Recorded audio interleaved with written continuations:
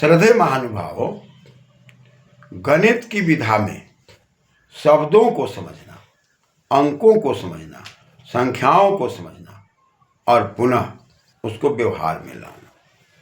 हम अंकों को समझ लें, संख्याओं को समझ लें और फिर व्यवहार में लाएं। इसके लिए शब्दों को समझना आवश्यक हो जाता है।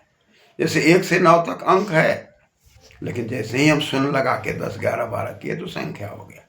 अब 12 संख्या है और 12 में अंक है 1 और 2, तो 12 को हम अंक नहीं कह सकते, लेकिन 12 को संख्या कहेंगे। संख्या का विस्तार हो रहा है, 1 में 1 जोड़ा, 2, 3, 4 बढ़ते गया, तो अंकों का विस्तार होने के कारण 1, 2, 3, 4, 5 को अंक भी कह सकते हैं, संख्या भी कह सकते हैं।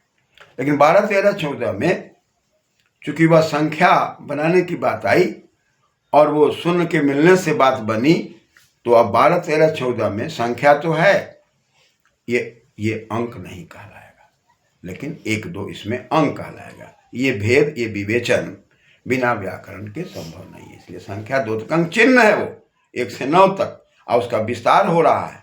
इसलिए 2, 3, 4, 5 को हम संख्या भी कह सकते हैं, अंक भी कह सकते हैं, लेकिन 11, 12, 13, 14 को संख्या कहेंगे, अंक नहीं कह सकते, क्योंकि संख्या में अंक है लेकिन अंक में संख्या नहीं है। लेकिन उसका विस्तार होने के कारण अंकों को संख्या कहा जा सकता है। इस प्रकार के विवेचन करते हुए परिमाति परिमेयम, जिसका विभाजन दशमलव के बाद भी हो जा रहा है, आज इसका विभाजन नहीं हो रहा है, इन दोनों का अंतर करके ही हम आगे बढ़ सकते हैं। धन्यवाद।